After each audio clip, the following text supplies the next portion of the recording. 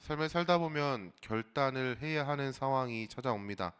예를 들어 중요한 시험을 앞두고 공부를 해야 하기도 하고, 때로는 건강을 위해서 결단, 즉 다이어트나 아니면 식단을 조절하며 운동을 해야 하는 때도 찾아오기도 하죠.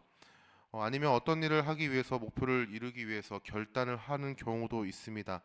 우리는 다양한 상황에서 결단을 통해 마음을 다잡고 우리의 방향성과 나아가는 마음을 새롭게 하죠. 그리고 힘을 내어 나아갑니다. 그런데 결단에는 의도치 않은 유혹과 위험이 찾아옵니다. 시험 기간에는 유독 재밌는 일들이 참 많이 발생하는 것 같아요. 대학원을 다닐 때 시험을 앞두고 공부를 할 때면 함께 공부하는 원우들과 이야기하는 시간이 평소보다 더 즐겁고 재밌게 다가왔습니다. 다양한 문제가 발생하기도 했습니다. 아니면 건강을 위해 식단과 운동을 결단할 때면 이상하게도 사람들과의 모임이 시간이 많아짐을 보게 됩니다. 목표를 위해 결단할 때면요, 그것을 방해하는 상황들이 참 많이 찾아오기도 하죠. 결단 앞에 찾아오는 방해는 마치 우리를 기다렸다는 듯이 우리의 결단을 흔듭니다. 그런데 이러한 결단을 흔드는 방해는요, 우리의 믿음의 결단 앞에서, 신앙의 결단 앞에서도 찾아오는 것 같습니다. 우리가 믿음으로 결단하는 상황에, 예를 들어 새벽 예배에 빠지지 말아야지라는 결단 가운데, 아니면 말씀 통독을 위해서 내가 시간을 꼭 이 시간에는 말씀을 읽을 거야, 기도를 위해서 내가 이 시간에는 꼭 기도의 자리를 지킬 거야라는 결단 앞에 우리의 결단을 방해하는 다양한, 그리고 예기치 못한 상황들이 찾아옵니다. 그 중에 가장 힘든 것이 바로 예배 자리를 지키는 것 같아요. 사람의 말이나 예기치 못한 문제나 내 감정을 흔드는 상황 등등이, 믿음의 결단을 흔드는 상황이 우리에게 찾아옵니다. 오늘 말씀도 그러한 상황을 말하고 있어요. 유다의 왕 히스기야가 신앙의 결단 후에 찾아온 위협에 대해서 오늘 말씀은 기록하고 있습니다. 오늘 말씀을 통해서 믿음을 흔드는 그런 위협 앞에 우리가 어떠한 반응으로 나아가는지를 함께 보기를 소망합니다. 오늘 본문의 시작은요, 이렇게 시작합니다. 이 모든 충성된 일을 한 후에라고 말이죠. 역대하 31장을 보면 히스기야가 신앙의 개혁을 이루었습니다.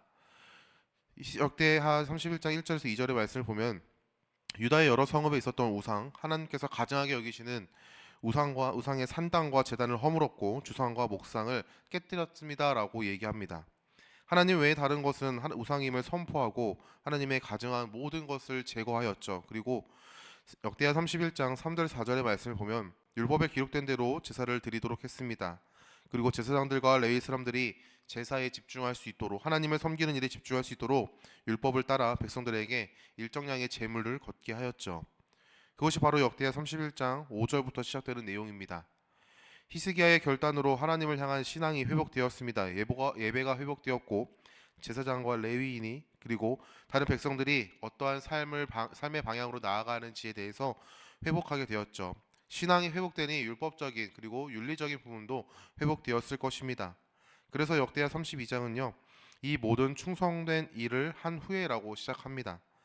믿음의 결단 후에, 이러한 결단 후에 문제가 찾아왔습니다. 바로 아수르의 왕 사네립이 유다에 들어와서 견고한 성읍들을 치고자 했던 것이죠. 정복을 하기 위해서, 전쟁을 하기 위해서 찾아왔습니다.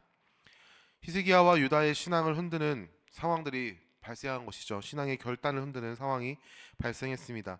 결단을 무너뜨릴 것만 같은 두려움이 엄습했습니다. 이러한 상황에 히스기야는 방백들과의 용사들과 의논하여 성 밖의 모든 물의 근원을 막고자 하였습니다. 그리고 백성과 함께 계획한 것을 시행했고, 무너진 성벽을 보수하고 외성을 다시 쌓고 망대를 높이하여 무기와 방패를 만들어 전쟁에 대비하였죠. 군대 지휘관들을 세워서 백성들을 통솔하게 하였으며, 백성들의 사기를 높이기 위해서 하나님의 말씀, 약속의 말씀을 근거하여 그들의 두려움을 떨쳐내게 하였습니다. 우리는 히스기야의 대처를 통해서 한 가지를 깨닫게 되는데, 그건 바로 결단을 방해하는 상황 앞에서 우리의 반응이 중요하다라는 것입니다. 히스기야는 위협의 상황에서 할 수 있는 모든 방법을 동원하였고 최선을 다하여 준비했죠. 강대국의 위협을 대비하기 위해서 할 수 있는 모든 것들을 동원했습니다. 신앙은 우리가 아무것도 하지 않고 믿음으로 나아가는 것이 아닙니다. 내가 할 수 있는 일들을 하는 것으로 시작하는 것이죠. 여호수아 3장의 말씀에 보면 이스라엘 백성들이 요단강을 앞두고 약속의 땅에 나아가기 위해서 많은 것들을 준비했습니다. 정탐꾼을 보내어 여리고성이 어떠한지도 보았고요. 그리고 백성들이 사기도 복도하고, 또 여호수아는 하나님 앞에 기도하기도 했습니다. 하나님께서는 이스라엘 백성이 요단강에 건너기 위해서 하나님의 말씀의 언약궤를 맨 제사장이 먼저 나아가야 한다라고 말씀하셨죠. 여호수아 3장 8절 말씀에 너는 언약궤를 맨 제사장들에게 명령하여 이르기를 너희가 요단 물가에 이르거든 요단에 들어서라 하라. 언약궤를 맨 제사장이 요단에 들어가야 합니다. 그 발걸음이 하나님의 일하심을 보는 시작이었습니다.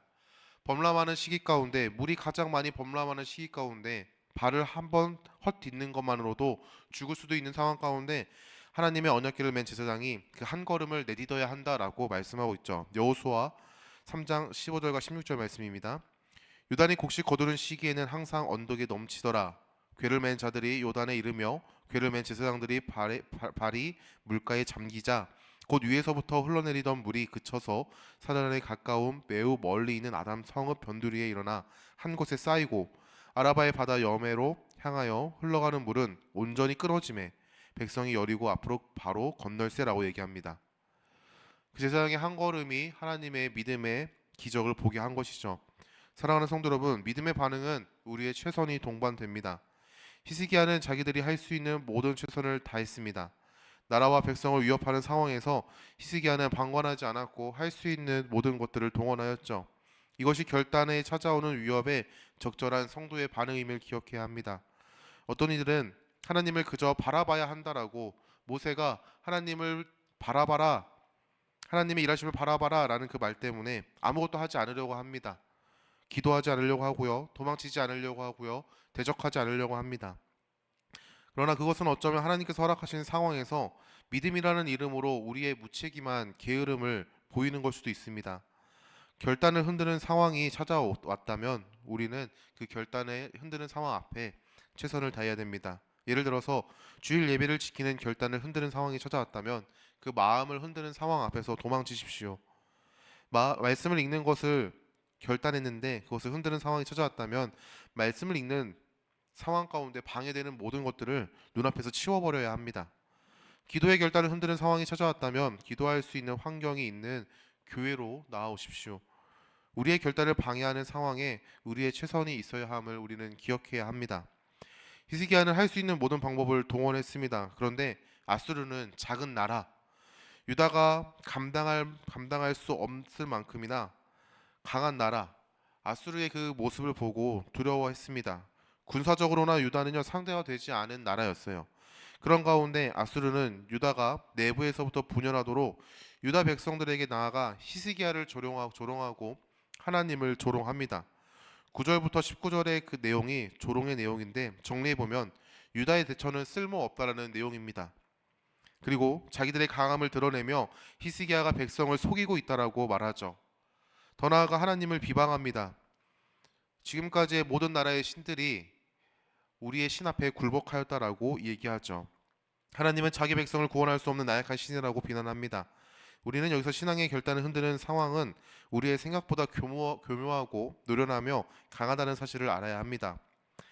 우리의 믿음을 방해하는 그 영적 방해는요 매우 노련합니다. 우리의 연약함을 너무나도 잘 알아요. 그래서 우리의 믿음을 흔들고 무너뜨리기 위해 어떻게 해야 하는지를 잘 알죠. 그러하게 우리의 대처가 하찮아 보이게 됩니다. 우리의 노력과 우리의 반응과 우리의 믿음의 선포와 고백이 쓸모없는 것처럼 깨닫게 하죠. 그래서 우리의 모든 수고가 사실은 헛수고다라고 착각하게 합니다. 또한 영적인 방해는요 매우 집요합니다. 마치 도미노가 넘어지는 것처럼 우리의 결단을 방해하는 상황은요 기다렸다는 듯이 차례대로 찾아옵니다. 아수르의 말을 생각해 보십시오. 유다의 무력함을 이야기합니다. 그리고 왕의 무력함을 이야기하고 신의 하나님의 무력함을 이야기합니다. 그런데 이 말들은요 아수르의 전적을 보면 모두 맞는 말처럼 보입니다. 그들은 집요하게 우리의 결단을 흔들죠. 그리고 영적 방해는요 매우 강합니다. 우리의 믿음을 모두 흔드는 것처럼 마치 지진 앞에서 어떠한 건물이 바로 서 있지 못하는 것처럼 강하게 다가오죠. 믿음의 결단이 흔들려 무너진 인물을 잘 보면 베드로가 생각납니다. 베드로는요 예수님의 십자가에서 죽는다라는 그 말씀을 들었을 때 그 말씀을 부정했습니다. 그리고 자기는 다른 제자들과는 다르게 절대로 예수님을 배신하지 않겠습니다라고 신신당부하며 예수님 앞에서 선포했죠. 그러나 베드로는요 예수님께서 잡혀가서 신문 받는 대제사장 뜰 안에서 믿음의 결단을 흔드는 상황 앞에 노련하고 지배하고 강하게 자기를 흔드는 그 상황 앞에 무너졌습니다. 예수님께서 신분을 받고 있을 때 두려움이 베드로의 마음 가운데 찾아왔습니다. 자기의 무기력함을 보게 된 것이죠.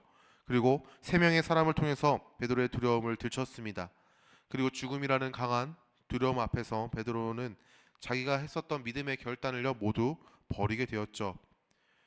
그리고 주님이라고 고백했던 예수님을 향해서 베드로는요 세 번이나 부인하는 그리고 배신하며 도망치는 결과를 만들었습니다. 사랑하는 성도 여러분, 우리의 노력보다 큰 위협이 우리의 마음을, 우리의 믿음을 흔든다는 사실을 기억해야 합니다. 이것을 깨달아야 합니다. 우리의 힘으로 우리의 신앙의 결단을 견고하게 세울 수 없다는 것을 깨달아야 하죠. 절대 무너지지 않는 건물이 없고 절대 무너지지 않는 댐이 없는 것처럼 우리의 노력, 우리의 힘은요 어느 순간 무너지게 된다는 사실을 기억해야 합니다. 그때 우리는 참된 능력 되시는 하나님을 바라보고 의지할 수 있게 되는 것이죠. 사내립의 신하가 유다 방언으로 이제 유다의 말로 유다 내부의 사람들의 마음을 흔듭니다. 그리고 히스기야의 왕은 그런 상황 가운데 아모스의 아들 선지자 이사야 앞에 나아가죠. 그리고 함께 하늘을 향하여 부르짖었다라고 성경은 이야기합니다.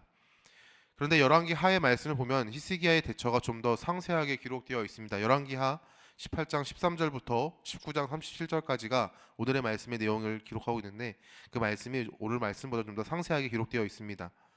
아수르의 위협 가운데 히스기야는요 이사야의 충고를 듣고자 과연 하나님은 이 상황 가운데 무엇을 말씀하시고 있는가라는 생각 가운데 신하를 보냈습니다. 열왕기하 19장 2절 말씀에 왕국의 책임자 엘리야김과 서기관 세나바 셈나와 제사장 중 장로들에게 굵은 배를 둘러서 아모스의 아들 선지자 이사야에게로 보내매라고 얘기합니다. 신하를 보내어 하나님을 모욕하는 자들의 말을 하나님께서 들으셨으니 하나님의 말씀을 전하여 달라고 말하죠. 히스기야는 하나님의 선하심과 공의하심을 의지하며 이사야에게 물었던 것입니다. 그리고 오늘 본문의 결론처럼 하나님은 한 천사를 보내어 아수르로부터 유다를 보호하셨고 구원하셨습니다. 그리고 하나님의 백성을 멸시하는 자들과 하나님을 멸시하는 자들을 심판하셨죠. 역대하 32장 21절과 22절 말씀입니다. 여호와께서 한 천사를 보내어 아수르 왕의 진영에서 모든 큰 용사와 대장과 지휘관들을 멸하신지라. 아수르 왕이 낯이 뜨거워 그의 고국으로 돌아갔더니 그의 시내 전에 들어갔을 때에 그의 몸에서 난 자들이 거기서 칼로 죽였더라. 이와 같이 여호와께서 히스기야 예루살렘 주민을 아수르 왕 사네립의 손과 모든 적국의 손에서 구원하여 내사 사면으로 보호하시매. 히스기야의 신앙의 결단을 흔드는 상황이 하나님을 향한 믿음으로 와해가 되었습니다. 히스기야와 유다의 믿음의 결단이 견고히 섰던 것이죠. 결단이 무너지지 않음은 믿음으로 하나님을 의지할 때 가능한 일이었음을 깨닫게 됩니다.